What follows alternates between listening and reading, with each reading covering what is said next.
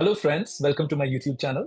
Today, on my podcast of Legends of Cinema, Shahrukh Khan, I'm going to be talking about the longest running movie in the history of cinema. And my all time favorite movie, I don't think any movie is even close to DDLJ. And today, I'm going to be talking about what I loved about the movie, why it touched so many hearts, and why it is the longest running movie in the history of cinema. So, first of all, let me go into the records. There is a saying that records are meant to be broken. But this is one record I can assure, I can be so confident that will never ever be broken in the history. 29 years as of today. October 20th, 1995, it released in cinemas and it's still running in a theater. And hopefully, very soon it will be completing 30. I hope it outgrows me, even if I'm not alive, the movie keeps running. So that's how much I love the movie, and that's how proud I am about the record that it created, because this record is never to be broken, and it's of a Shahrukh Khan film who I love so much, right? And let me also tell you that no one is running the movie in a theater, no one is funding it so that it keeps running. You go to watch the movie on any Saturday, any Sunday, you will see that the theater is full, almost 100% full, more full than the other movies that are running in the same theater. That is the demand for that movie. People come from different cities and watch this movie, like when they are on a Mumbai tour, they make sure that they also catch up on DDLJ. It's become like one of the monuments of Bombay. That's how historic the record of DDLJ is, and that's how historic the movie itself is. So let me go into the history of my relation with the movie, how I fell in love with this movie. So I had become a Shahrukh Khan fan in 1993 with the movie Bazigar. I fell in love with Shahrukh Khan through Bazigar.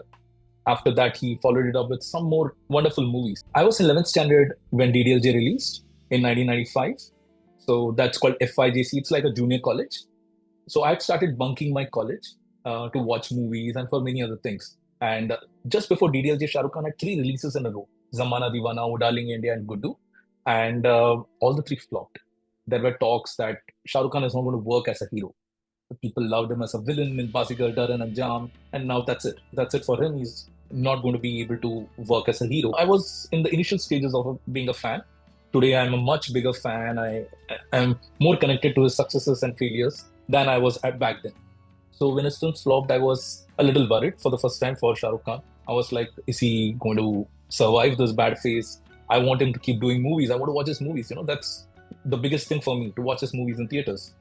So DDLJ was about to release, and I didn't know what to expect from the movie. I knew Yash Chopra was a very big director, but it was his son who was making this movie, so I wasn't sure how the movie is going to turn out to be.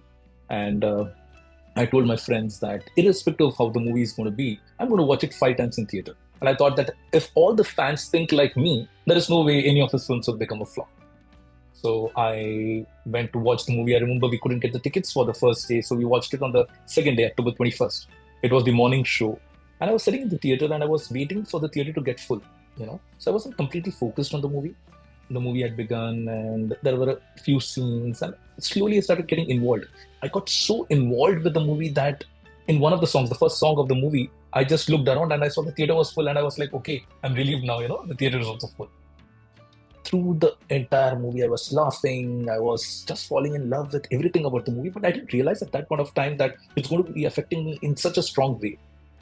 The movie got over. My friends asked me, "Are you going to watch it 5 times?" I said, "5. Abhi to 25 baar dekhunga main." That was how much I fell in love with the movie in the first instance. But I still was to realize how much deeply in love I was with this one.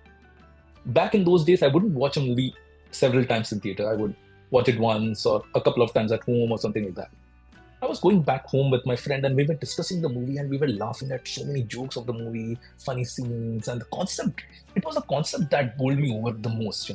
So far, in any of the movies that I had ever seen, either the lovers elope, run away from their parents, or they kill themselves, or they get departed, right? They separate. But in this film, neither they elope, nor do they kill themselves, nor do they get separated from each other. In this film, the hero of the film tells the heroine that we're not going to run away from our parents who brought us up with so much love. They gave everything for us. So we're not going to just run away. We're not going to break their hearts. We're going to convince them. We're going to make sure that they agree to us getting married. And that's what Shah Rukh Khan's character does. He has high principles and he sticks to the principles till the very end. He doesn't give up. And that's what made this movie work than everything else. Like the packaging was wonderful, the songs were great, the comedy was outstanding. I mean, it was one of the most funny movies. Not a typical funny movie like a silly comedy, but it was still so funny from start till the end. The second half was better than the first half, which was a rarity, right? In spite of the first half being outstanding. I remember one of my friends watched with me and he said, first half me, he said, paisa vasool ho gaya. I told him, yaar, second half aana baki hai. And after the second half, he was like, second half to first half se bhi bahut zyada acha nikla. So that was the level of the second half of the movie. It was one of the first few films which was so beautiful. The clothes, the design, the dress design, and everything was so wonderful. Shahrukh Khan looked awesome. His style was copied by so many people. I remember a lot of my friends would wear one side of their shirt inside and one side outside. That was the style that he created. The jeans, they were a little more skin tight. We had a trend of wearing looser jeans back then. So many things, and I'm sure the girls were inspired by Kajol's clothing and dresses as well. So the movie was beautiful to look at. The scenic locations of Europe, and then it goes to India. The comedy was great, as I mentioned. The romance was outstanding. You fall in love with both these characters and you fall in love with the idea of love. Also, for me, the idea of love shown in this movie was very different for the audience back then. Usually, you see the hero heroine meet in one of the first few scenes, but here the hero heroine meet each other almost 30 minutes into the movie. Although they cross the paths once, and I have spoken about this scene in one of my podcasts when we went to London, and there is this place called Odeon in Leicester Square. I visited that place. I was so happy because this is a place where Kajol and Shahrukh Khan cross each other for the first time. And the way they fall in love, it's not instant love. She hates him in the beginning, but slowly they get friendlier with each other. He's flirting with her, but then, he's also making fun of her. But they realize that they're in love when they get separated from each other, when they go their own ways. One of the best scene of the movie where Shah Rukh Khan says, "Main nahi aunga." It touches your heart. It breaks your heart actually when he just says, "Nah, main nahi aunga." When she invites him to her wedding. So and then they are going their own paths, and there's this beautiful song, "Ho Gaya Hai Tujhko To Pyar Sachna," and this is how we find out that they are falling in love with each other. And then the most romantic scene for me in the movie is when Shah Rukh Khan reaches outside her door and he sees the cowbell hanging. He realizes that this is her way of telling him that I am waiting for you. I am looking out for you. I do like you, or I do love you. And he looks at it and he says, "Main aa raha hu, Simran, main aa raha hu." Love that scene. And then he comes and you have that song, Tujhe Dekha. So brilliant movie in every which way, right? But most importantly, I was bowled over because of the concept of the movie, because of the principles of a protagonist that he carries. And, I wanted to do that. I married a Muslim girl. I wanted to convince my in-laws. I wanted them to like me. I made an attempt, but I wasn't patient enough. I lost my patience very soon and eventually we eloped. So I didn't follow my idol. And what he did in his real life as well as in this movie, I tried, but I couldn't follow it. So it requires a lot of patience and a lot of courage for you to do something like this. But I lacked that. But nevertheless, I fell in love with my protagonist, with my lead. And one of the reasons why I fell in love with Shah Rukh Khan even more because of this particular character of Raj that he played.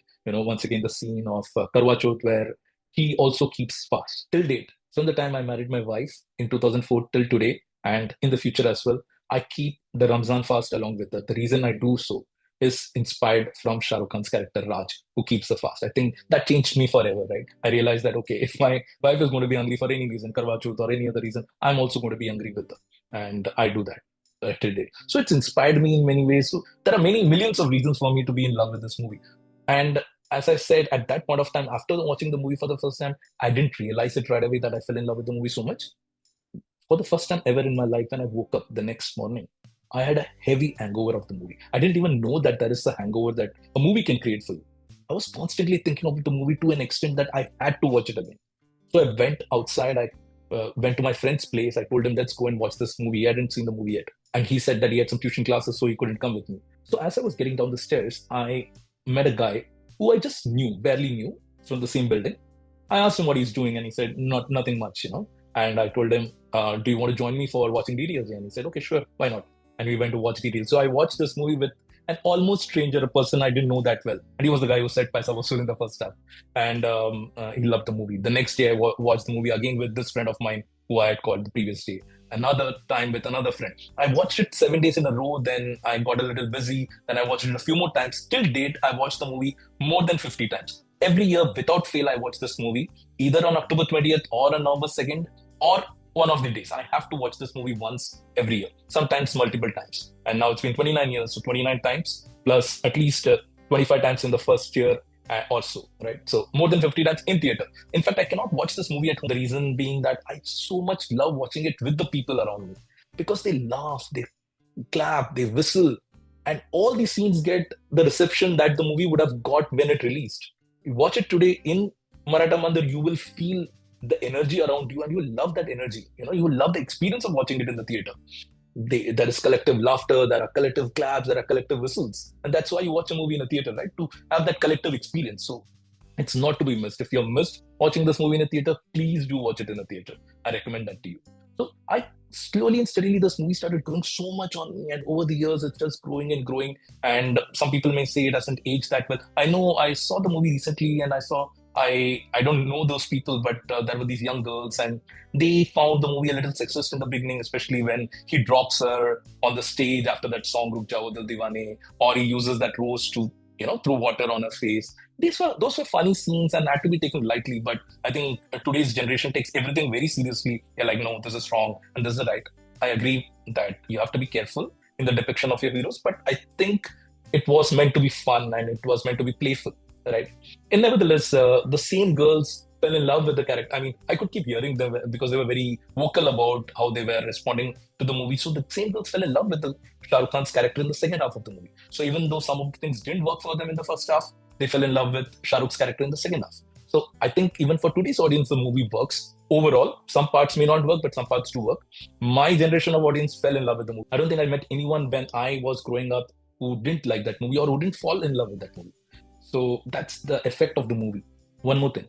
On October 20th, 2020, this was the COVID year. I was in the US and there was no way I could have watched the movie in the theater on that day because it was COVID year and theaters were not open. So this was the first time I was going to miss the movie, and it was the 25th year. Such a big occasion, and I was not going to be able to watch the movie in theater. So I decided to watch it at home. And this was also the year when I was learning filmmaking. So once you learn filmmaking, you watch a movie in a different way. You look at the shot division and everything else when you watch a movie. I was watching this movie at home. One thing I realized and I was shocked by, and this is for film students. I don't know if anyone has spoken about this aspect of the movie, but most of the scenes were two shots. Most of the scenes. And you didn't have the cuts in between those two shots. So for the people who may not be aware of what this means, usually in a scene where there are two people, you have a scene where you see both of them, and then you have cuts in between where you see one character and another cut where you see the other character. And that's how the scene is framed, right? Because you want to also see their expressions, their facial expressions. Because in a two shot, you will be seeing the side of their faces most often. So you want to see the front of their face, you want to see the expressions. So there are cuts in between. But you'll be shocked to see that 90% of the scenes involving Shahrukh and Kajol had no cuts. They were two shots. In fact, some of the most dramatic scenes. If you remember the scene where Shahrukh Khan opens his shirt and shows her that there are these kiss marks and she starts crying. And then he says a very dramatic dialogue to her. That, I respect Indian girls. There is no way I would have done something like this with you. That scene was a two shot. Most of that scene where Shahrukh Khan is saying that dialogue, you see the side of his face. A lot of comedy scenes, you have Shahrukh Khan's side of the face or Kajol's side of the face that you see in those scenes. And it's a case study, according to me, that this movie did not employ the method of going through cuts in between the scenes. Maybe that's what worked in favor of the movie. When you have a comedy movie, when there are a lot of intense scenes, you don't want cuts to distract you. So this is one movie where you can have a case study that shooting a movie in this way and editing a movie in this way probably works for the movie. I mean, it worked for this movie. It's the biggest hit ever. I tried to implement that in my movie. I told my DOP that we are not going to cut unnecessarily unless we really have a reason to cut in between. We are going to keep it like a two shot and not have unnecessary cuts. It saved us a lot of money as well because shooting so many scenes increases the time, right? Coming back to the movie, there are millions of reasons for which I fell in love with this movie. I've already given those reasons. Shahrukh Khan in this movie was outstanding. A lot of times we laud him for his performances in Chak De India, in Swades, My Name is Khan, Fan. I consider these performances as outstanding. But in a commercial movie, to keep you entertained all through the movie, and he was literally carrying this movie on his shoulders. 95% of the comedy scenes, and 5% I would give it to Satish Shah and Anupam Kher, but 95% of the comedy scenes were purely because of Shahrukh Khan's performance, whether it is Ao, Ao, Purr, whether it is that scene or whether it is a lot of other scenes, Beer, Lassi, or so many other scenes that he has both in the first half and the second half. The comedy is carried by him, and most of the movie is funny, right? Apart from that, the romantic scenes, his love for Kajol, girls started making him as an idol, right? This is the kind of person I want in my husband, in my lover. So he raised the bar for men and made it difficult for men and for girls to fall in love with certain kind of men. So that started with DDLJ. That started with how Aditya Chopra wrote Shahrukh's character. So I would give a lot of credit to Aditya Chopra. I love the way Aditya Chopra has not just written Raj in DDLJ, the way he's written Raj in Mohabbatein, and the way he's written Raj and Suri in Rab Ne Bana Di Jodi. I love the way Aditya Chopra has written characters for Shah Rukh Khan. The principles of his characters have always been something that you watch in movies, you follow them, you want to follow them. It's very difficult to follow them. Like in Mohabbatein, the character, once his girlfriend dies, he never falls in love again. He still talks to his girlfriend. So that's a kind of principle you want to follow in your life, and it's very difficult to follow that. So I would give a lot of I mean, all the credit should go to Aditya Chopra because he wrote this movie. He wrote this movie in such a funny manner. The concept that he brought, the story, screenplay, everything about this movie is pitch perfect, 100% perfect. So complete credit to Aditya Chopra for the writing, for the direction, and to Shah Rukh Khan for his outstanding performance, and to every single cast of the movie, whether it is Kajol, whether it is Amrish Puri, Anupam Kher, Farida Jalal, Satish Shah, Parmeet Sethi, Mandira Bedi, Pooja Rupre, who plays the sister of Kajol, and every other cast member, Achla Sachdev, Himani Shivpuri, every single cast member, the cinematographer of the movie, Manmohan Singh, the music by Jatan Lalit, lyrics by Anand Bakshi, I can keep going. I mean, I should actually talk about every single person involved with the movie, but all of them gave the best work of their life for this movie. And that's why this movie is where it is. All the songs, Tujhe Dekha, Kumar Sanu singing Tujhe Dekha, Udit Narayan singing Ho Gaya Hai Tujhko To Pyar Sajna or Mehndi Laga Ke Rakhna, right? All the songs are still remembered till today and are still loved by all the generations of my era, generation of today. Everyone loved the songs as much, and everyone loves the movie because of the songs as well. So I don't know how much more I can talk about this movie. I can probably talk for hours and hours together, but I want to keep this podcast short. 29 years, still running in theaters. I hope it runs many more years. Please watch this movie. Don't miss it. And thank you for watching my podcast channel. Lots of love to you, and lots of love to DDLJ and Shahrukh Khan.